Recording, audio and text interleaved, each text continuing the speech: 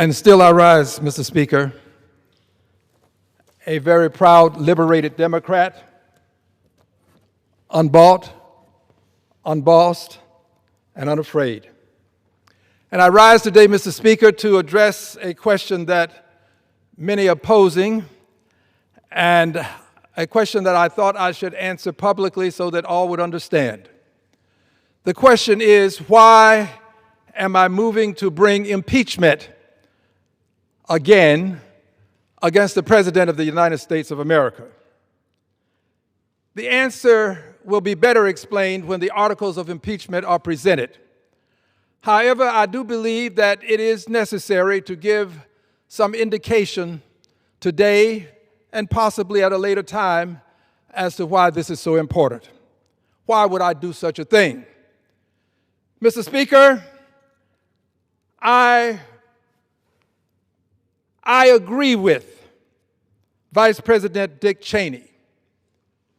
I agree with him. I agree with a statement that he has made.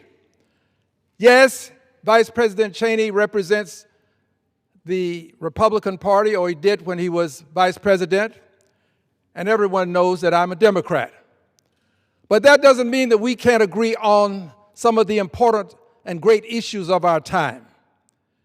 One of the great issues of our time is before us now, and I'd like to read the words of Vice President Cheney, words that I agree with, Mr. Speaker. Vice President Cheney has indicated,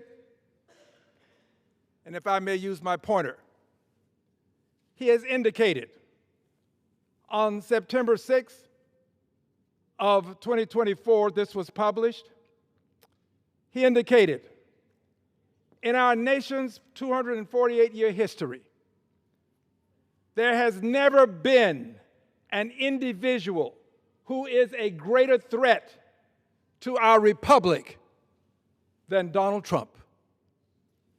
Let me pause for just a moment. I would like to highlight this language.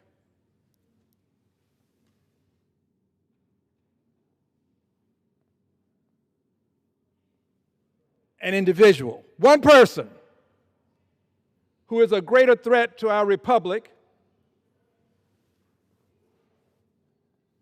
important statement, republic, than Donald Trump. In 248 years,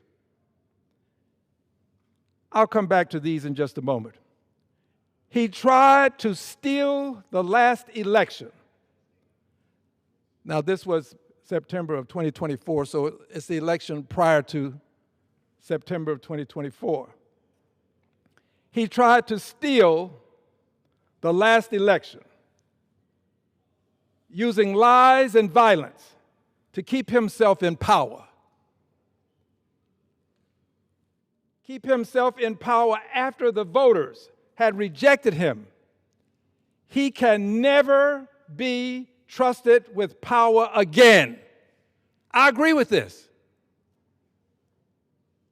As citizens, we each have a duty to put country above partisanship, to defend, actually he says, to put country above partisanship, to defend our Constitution. Now, let's walk back through this with emphasis on certain things. One individual, Donald Trump, is a greater threat to the republic than any others.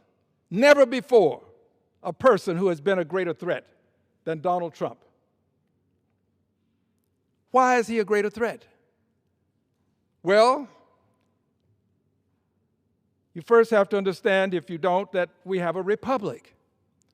A republic is government by the public, but it is done by and through representation.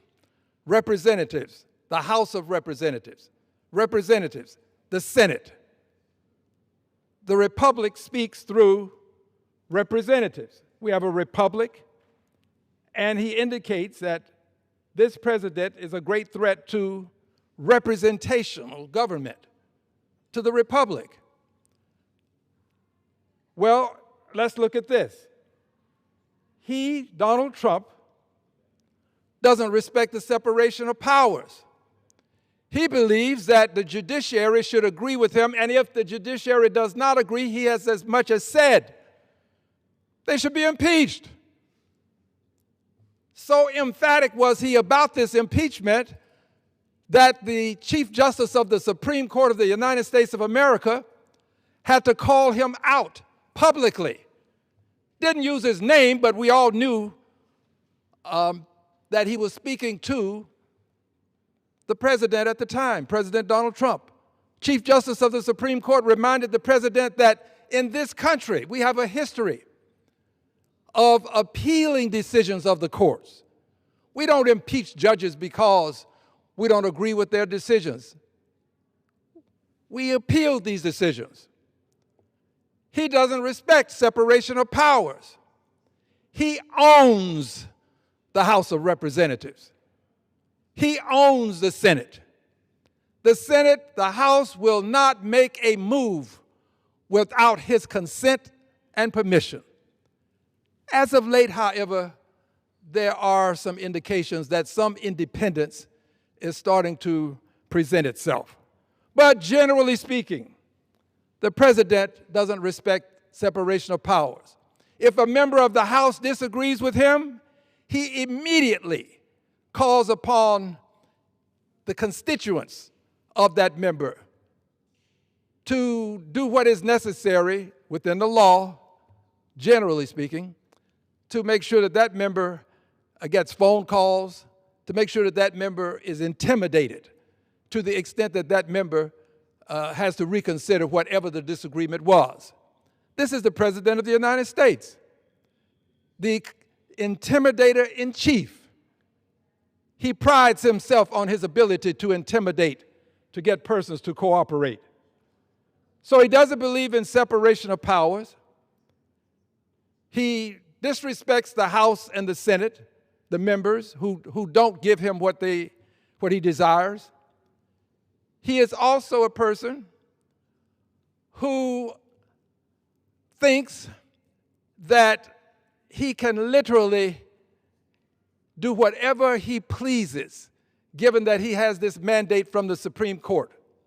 Supreme Court has indicated, I say mandate, given him an indication that he is above the law in certain areas. The Supreme Court didn't use the language above the law, but the Supreme Court has given him this belief that he is above the law. The Supreme Court talked about immunity, but he has taken this as an indication that he's above the law.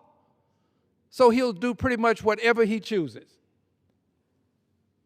And one of the reasons that Vice President Cheney made these comments was because as president, the President of the United States of America, these are my words, not Vice President Cheney's, the president incited the insurrection. There are people using other terminology. I believe it was an insurrection. The insurrection that took place after the election wherein he was defeated.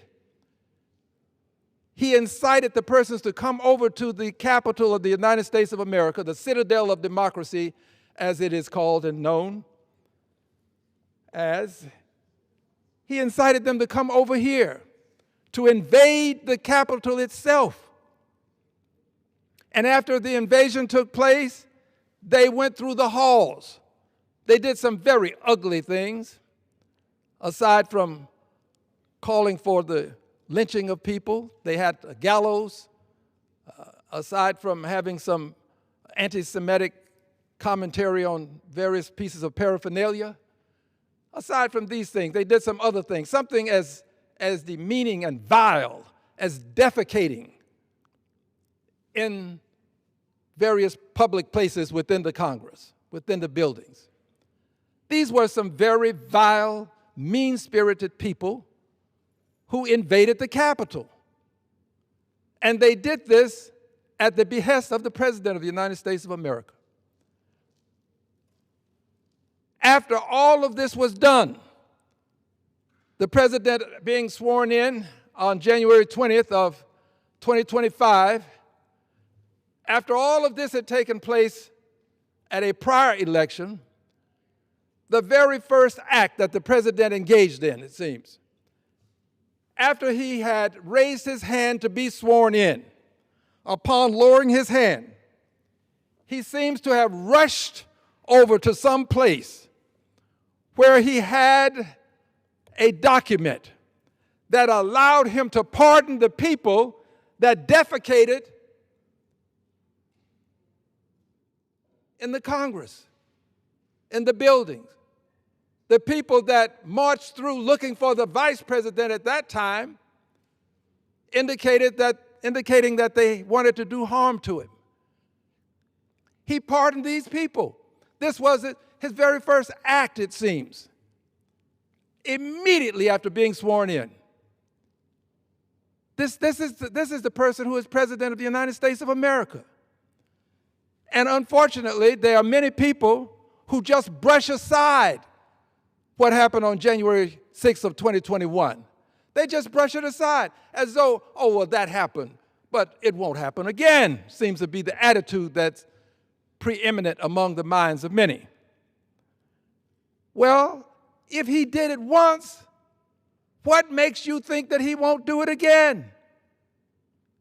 Where is the empirical evidence to support the notion that a person who incited this, who pardoned the people as one of his very first act, if not the very first act that he had, that he engaged in after being elected president again, on January 20th, that's when the president sworn in. This is when he signed a pardon for these people who came into the Capitol in a very rambunctious way, in a very demeaning way, in fact.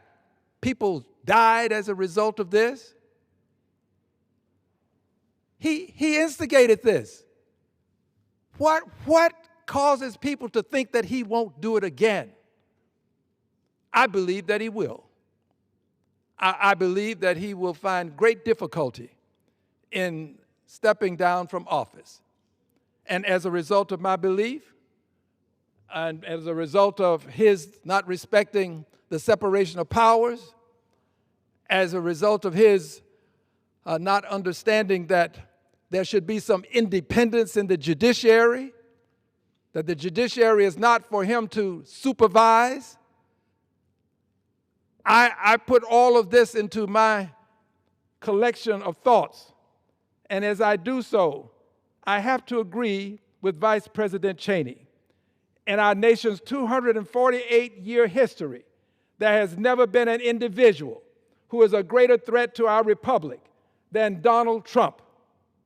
Yes, he tried to steal the last election, the election before September 6th of 2024 when this statement was published. He tried to steal the last election using lies and violence to keep himself in power after the voters, the people of the United States of America, the voters, had rejected him. He can never be trusted with power again. I will be bringing articles of impeachment because what Vice President Cheney, may he rest in peace, what Vice President Cheney said then, September 6, 2024, is true now. We should never have trusted him. He has been given a second chance to steal fire from the gods. We should never have allowed him to do so. But there is a remedy. When the courts can't control him, and when his party won't control him, then the only remedy left is impeachment. That's all that we have. And there are some people who would say that this is not the right time. Well, let's address the question of timing. Dr. King says the time is always right to do what is right.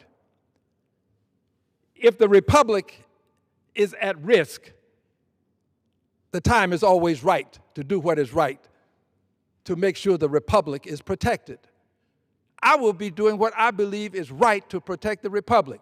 There were people who said to those persons who were at the Edmund Pettus Bridge on Bloody Sunday. This is not the right time to march.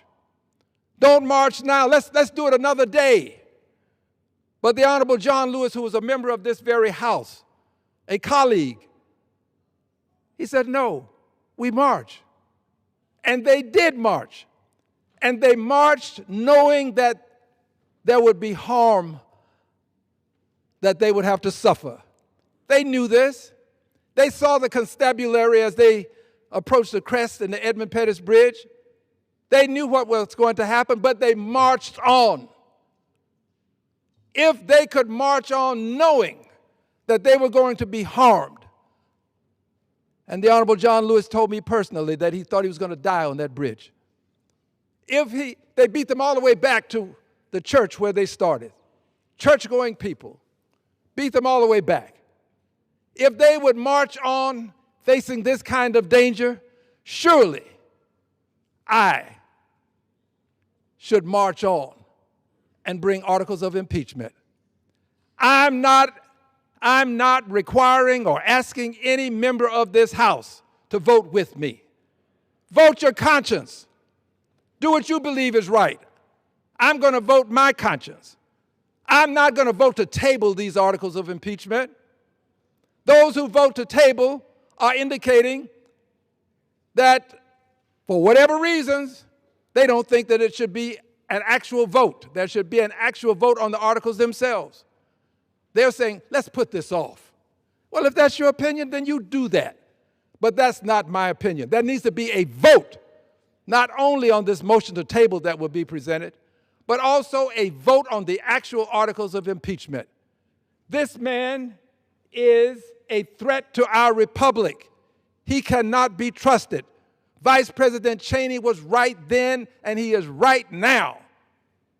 I'm going to bring those articles of impeachment. And I can only assure the public who is constantly asking me, how many votes do you think you'll have? I can only assure you of one thing. I will have one vote. This I can assure you of. I will have one vote. Why? Because I believe that it is better to stand alone on some issues than not stand at all. I will stand. I will present the articles. And when I vote, if I'm the only person to do it, I will know, and posterity will know, that I have done the right thing.